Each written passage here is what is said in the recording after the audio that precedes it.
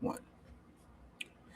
So, what's going on, ladies and gentlemen? Welcome to a brand new gamer section interview. And for today's interview, if y'all not familiar with this game, it's a game that's one of a kind. It's unique. It's player driven. It's fun. It's oriented. You will have fun playing with this new update. So, without further ado, go ahead and introduce yourself. Thank you so much. I'm Daniel. I'm the creative director at Hoot Loot Games that made the game Void Crew. Co-op space adventure for 1 to 6 players, where you and your crew try to stay alive on a spaceship, or at least keep the ship intact. You will probably die in the attempt, but yeah, it's a co-op chaos game that we have some good memories. You create good memories of dying in space, basically. Oh, yes. Yes. So, the first question I want to ask you, like, what was the first game that you actually played that made you fall in love with gaming? Oh, that's a good question. Mm-hmm. We are going all the way back to the 90s in that case. Yeah. I remember playing my father. Oh, it was actually 80s, late 80s. My father had brought home a computer. Mm-hmm. I don't remember the name of the game, but it was a very old DOS game back then. So earliest game I could remember playing was I think is a version of Pong actually. So it's a long time. That was the first version he got home with an old computer he had borrowed or borrowed from a friend. So Mm-hmm. it goes way back, and already back then I was kind of like, okay, this is where the future is. I want to do this when I get old. Okay. So, Pong. I've been in the industry for 25 years now, so I guess that my childhood wish came true. Hey, it seems like it. You said Pong was like the first game. Wow. And I'm a '90s baby. But think about I don't think that was the newest game at the time. It's just nah, the game my father presented to me. nah, for sure, for sure. Cause like me, how I grew up in the '90s playing games. I started off playing the original Nintendo, even though it was made in the '80s. But I played the original Nintendo game. And I played the original like Super Mario One game, and I definitely can understand that. You know what I'm saying? That's what makes you want to continue to like play games and enjoy games because of the fun factor, and it made you really fall in love with the game aspect to everything. So I definitely feel you on that. I So was actually not on the Mario wave because yeah, I only had access to the Sega Mega Drive. So it's yeah, Alex yeah. the Kid was my go-to back then. And Oh then yeah, yeah, Mario came later on. yeah. Classic, classic, man. Dang, man, you taking me way back with those games right there, man. Oh, you started For sure, for sure. So let's talk about your company, and let's talk about Void Crew. So like, how did your studio actually come together? Uh, uh, so first of all, it was kind of I worked in the industry and I was going and playing around with an idea, and there was a game called FTL, Mm-hmm, Faster Than Light, a 2D top-down game, mm-hmm, and Sea of Thieves had been kind of brewing in the back of my head. Like, what if you combine those two? What if you could zoom in and be part of the crew members on yeah. that ship?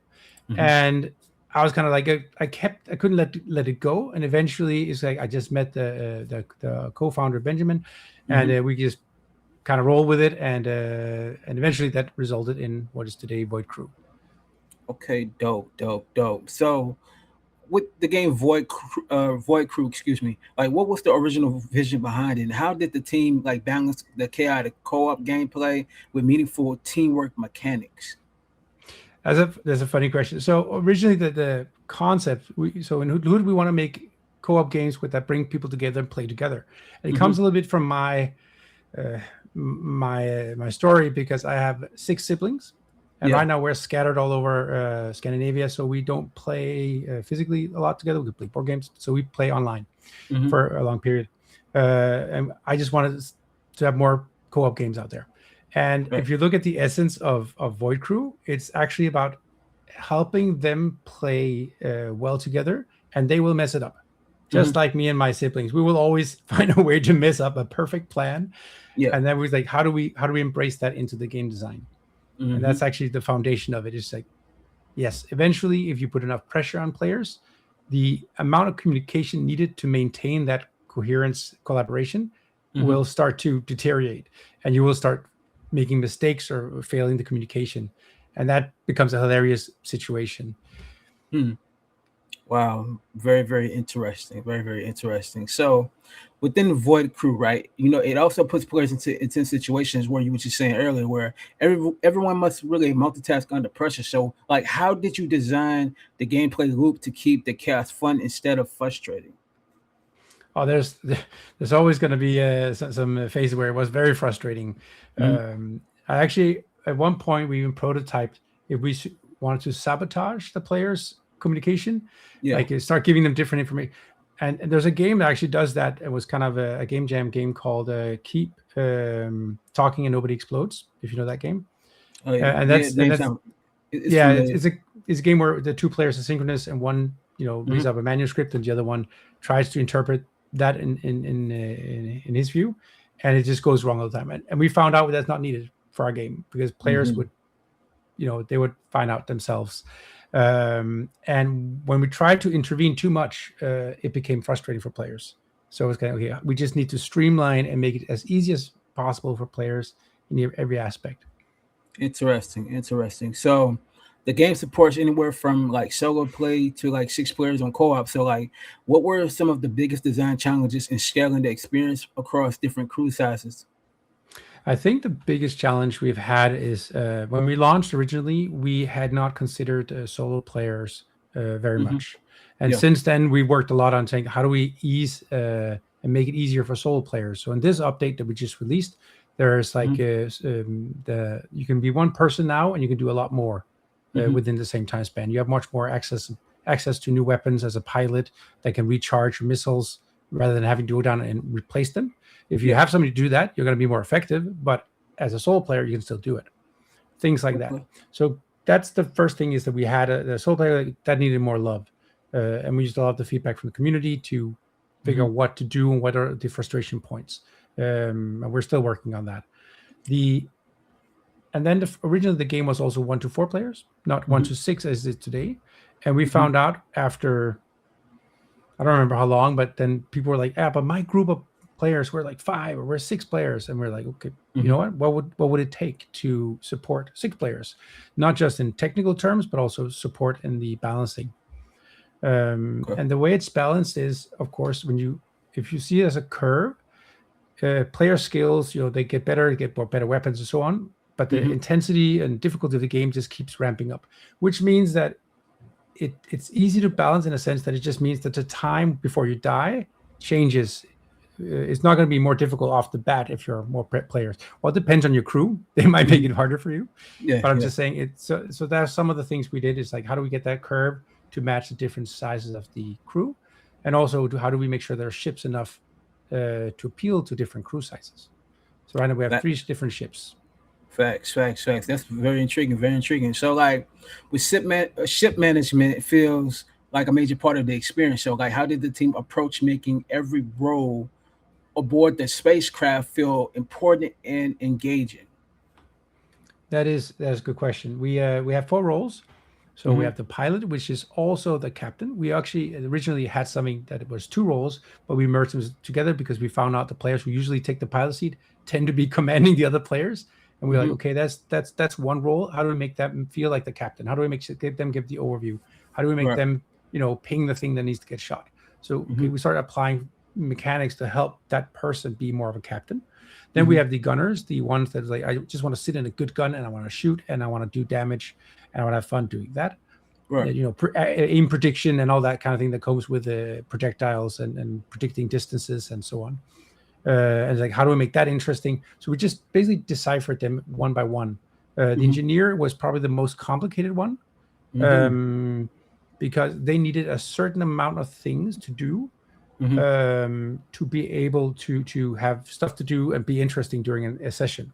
And we found Right. out that there's a fine balance between having reactive actions that you can do, like, Hmm. oh, I need ammo now, versus proactive things like I need buffs, right? We needed to balance that between reactive and proactive things that players could do as an engineer. And then the fourth one is the scavenger, which Yeah. is the one who goes outside. That's Hmm. probably the one that is the odds one out. Hmm. But it is something that you can the skill tree, for example, for that one can still be used combined with the other ones to create interesting combos where you can kind of multitask, especially in Okay. bigger crews. Okay, for sure, for sure, for sure. So the space combat in Void Crew is like it's fast paced and it's unpredictable. So like, what inspired the combat systems, and like, were there any sci-fi films or games that actually influenced the direction of that?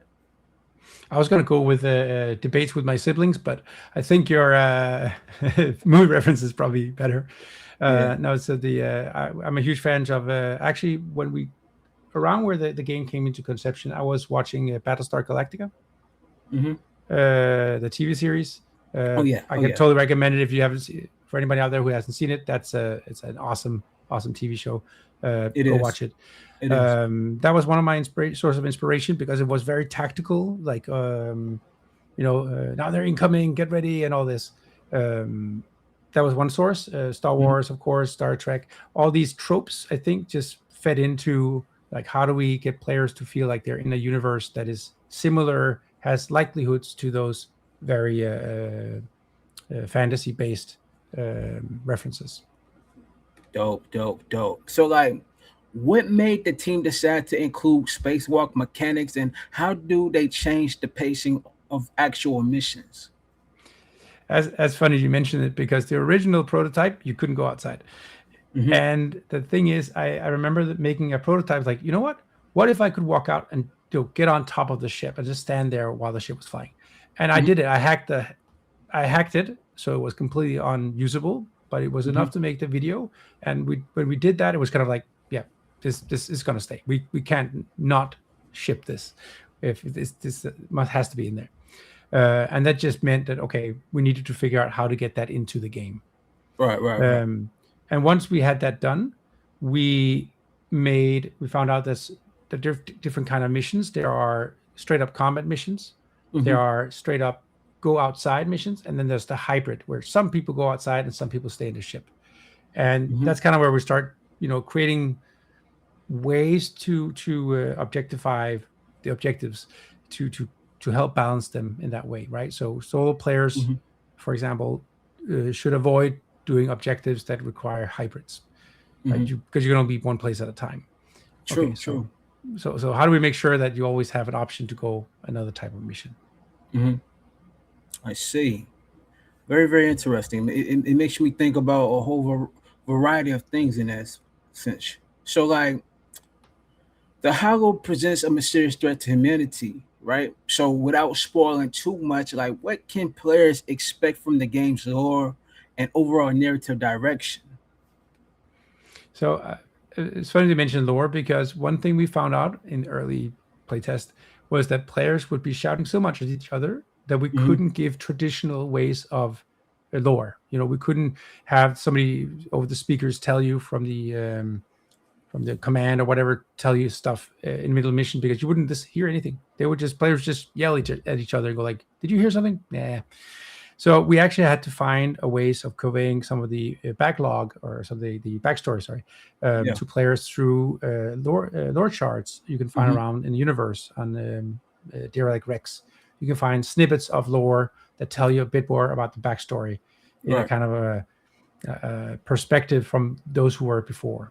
Mm-hmm. In that sense, we build up the lore that way. So we're like, okay, for people who love that, we give them a way to go into depth of it.